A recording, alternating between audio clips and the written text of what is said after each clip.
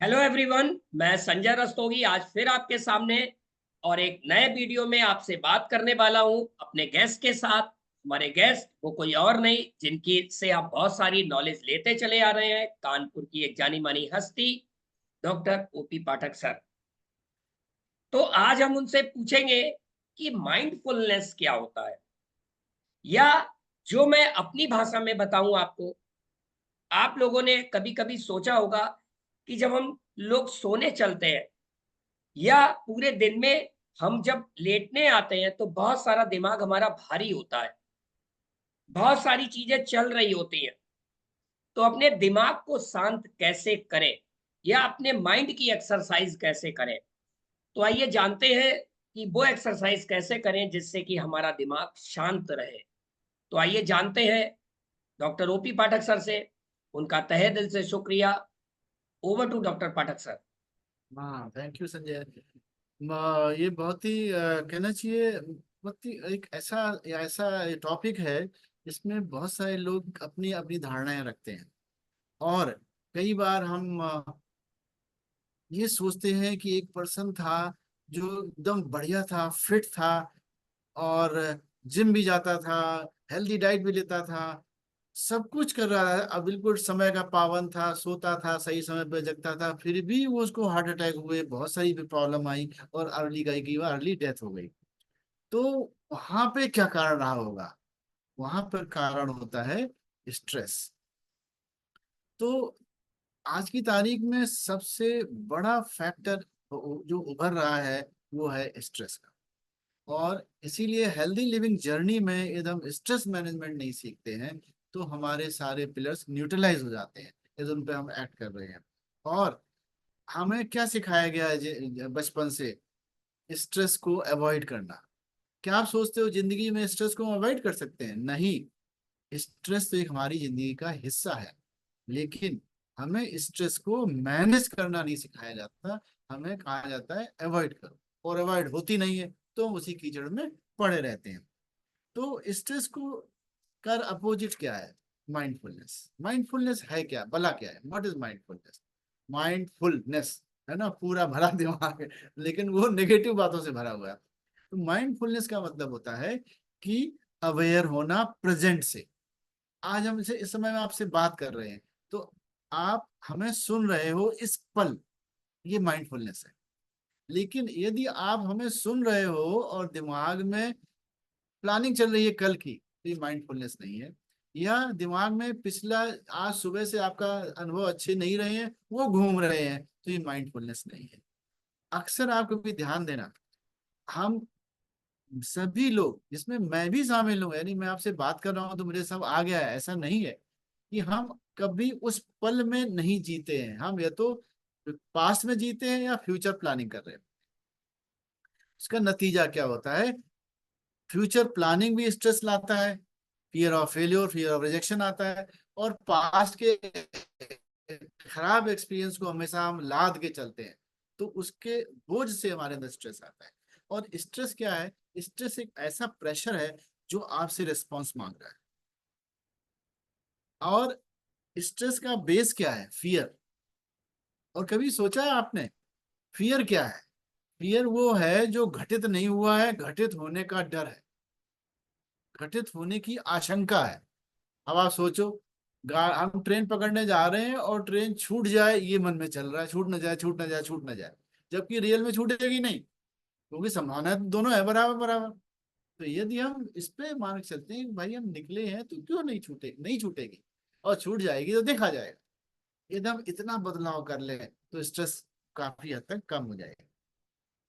आज की तारीख में अपने हिंदुस्तान में जैसे कहा जाता है कि मोस्ट इरिटेबल कंट्री है, स्लीप डिप्राइव्ड कंट्री है, उसी तरह से स्ट्रेस्ड कंट्री है। हर तीन में से एक व्यक्ति को स्ट्रेस हो रही है, और 25% से ज्यादा पॉपुलेशन बहुत ज्यादा स्ट्रेस में है।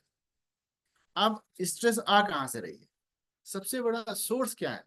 तो हमारे सिस्टम में सबसे ज्यादा स्ट्रेस आती है फैमिली से, स्पेशली महिलाओं और बच्चों में। क्यों? हम अननेसेसरी एक्सपेक्टेशन लगाए रहते हैं एक दूसरे से, तो वो बहुत बड़ा कारण है। दूसरा, कारण है, इसको हमने छोटा यहीं बस छोड़ दिया है, बट आप रियल में सोचिए कि पेरेंट्स बच्चों से, बच्चे पेरेंट्स से, बच्चे भाई बहन से, बहन भाई से इतनी उम्मीद बांधे हैं। तो जबकि हम अब जिम्मेदारी, ड्यूटी पे ध्यान नहीं देते, अधिकारों पे ध्यान देते। जिस दिन आप ड्यूटी पे ध्यान देना शुरू कर दोगे, अपने कर्तव्य को निभाने लगेंगे, एक्सपेक्टेशन कम होने लगेंगी, आपकी स्ट्रेस कम हो जाएगी। और दूसरा है फाइनेंसेस। पैसे चाहिए, बिल्कुल सही बात है, जिंदगी चलाने के लिए पैसे चाहिए। लेकिन हम क्या है, क्या हम इमीडिएट मेंटेलिटी में है? हम डिलेड मेंटेलिटी में नहीं है। बड़े पैसे डिलेड मानसिकता में आते हैं।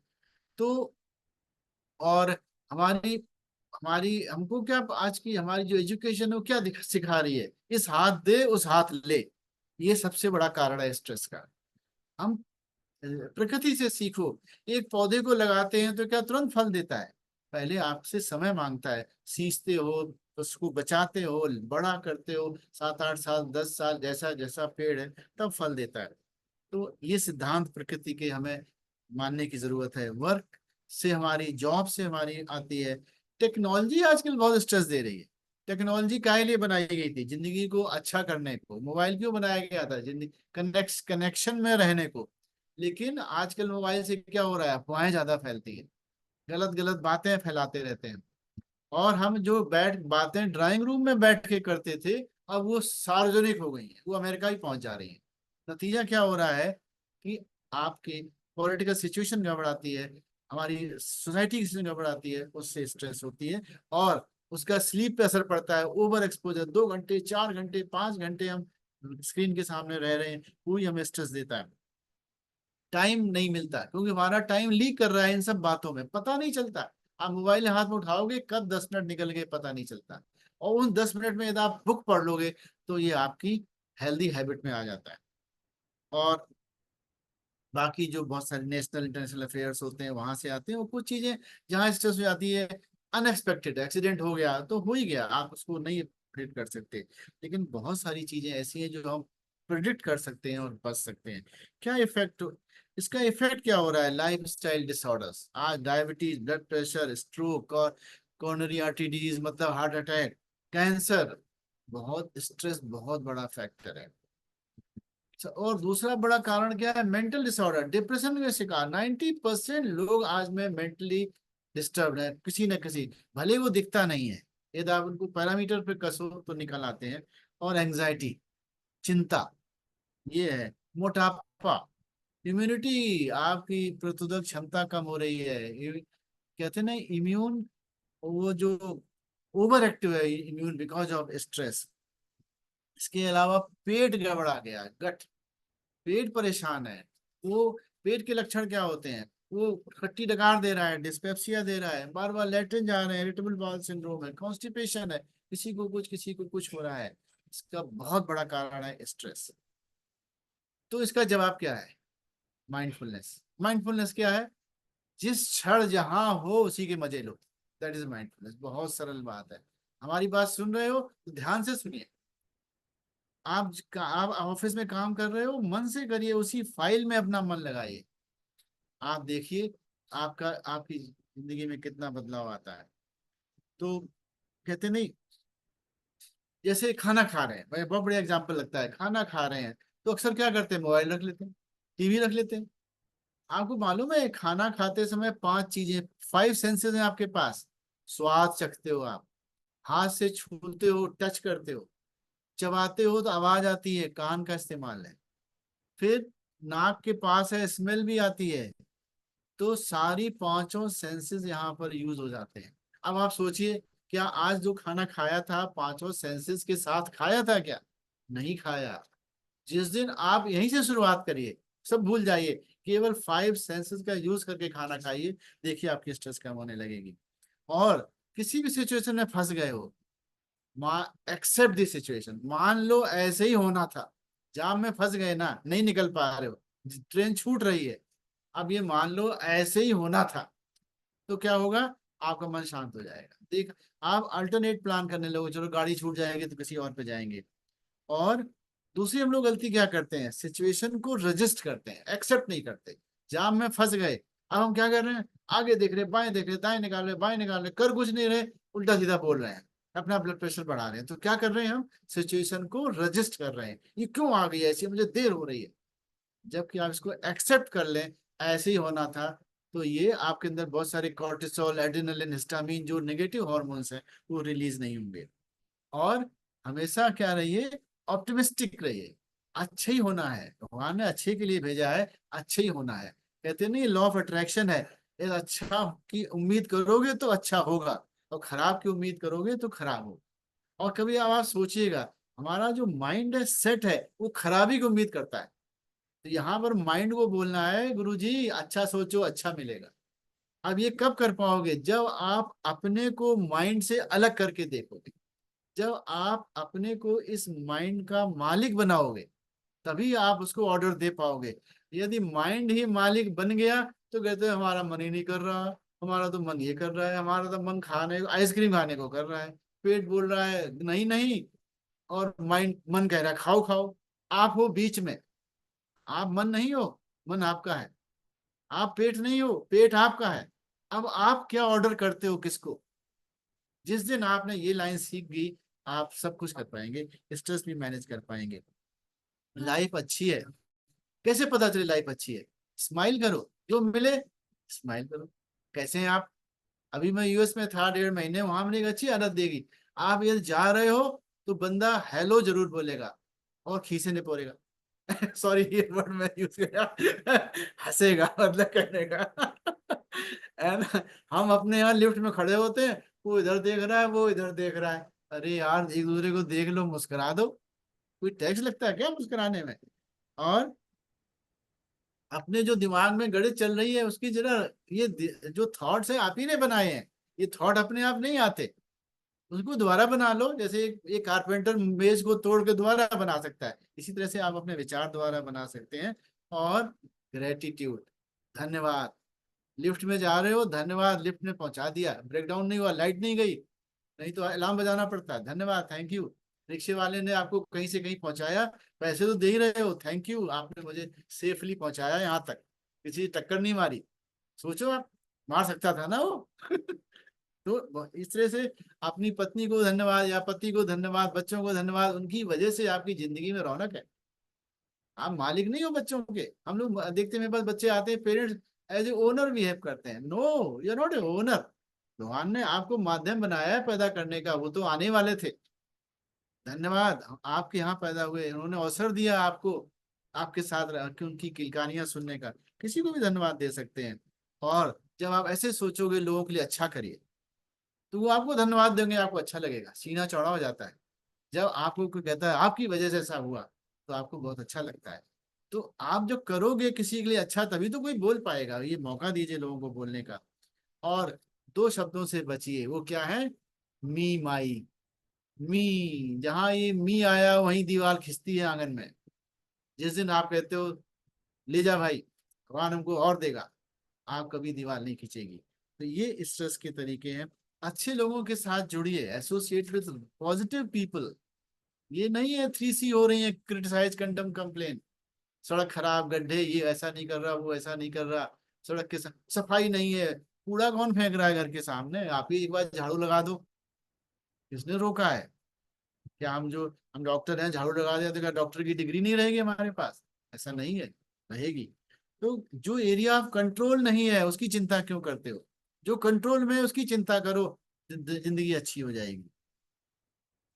अफगानिस्तान, वहां पर इसराइल और उसकी लड़ाई चल रही है, आपका कंट्रोल नहीं है, आपको पता है, अच्छी बात है, हम नहीं कहते नहीं पता, but too much discussion is not needed, because ये आपकी हेल्प, फैमिली को हेल्प करने वाला नहीं है। टीवी सोशल मीडिया को जरा कम रहिए, व्हाट्सएप यूनिवर्सिटी के स्टूडेंट कम बनिए, ना टीचर बनिए ना स्टूडेंट बनिए।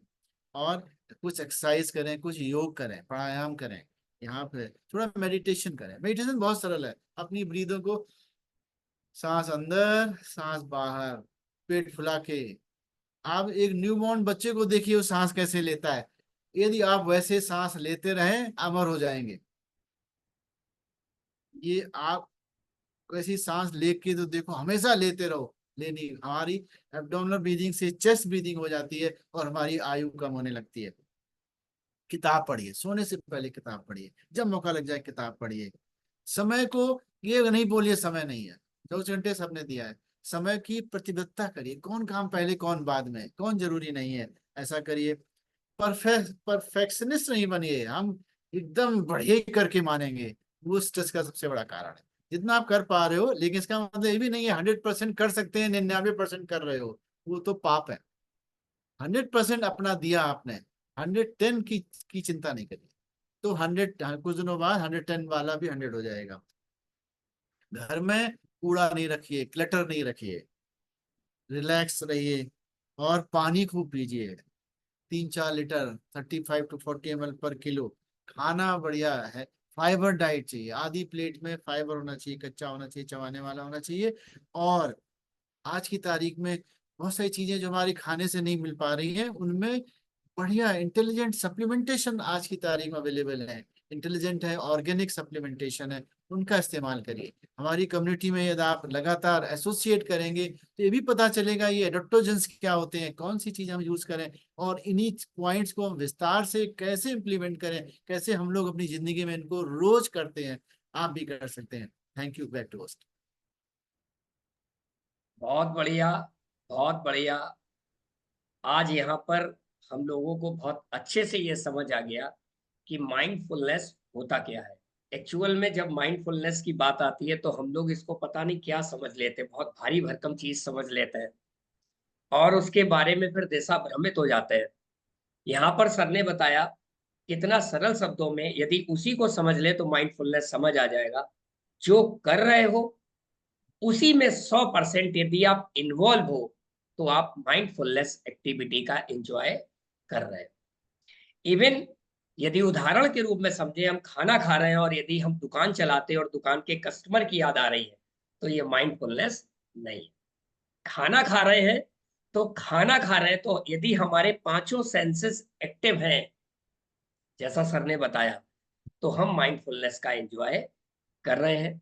आगे मैं फिर आप लोगों से निवेदन करूंगा, यदि वीडियो अच्छी लगी हो उसको लाइक करिएगा, चैनल को सब्सक्राइब करिएगा और लोगों तक पहुंचाने में बिल्कुल भी संकोच ना करिएगा।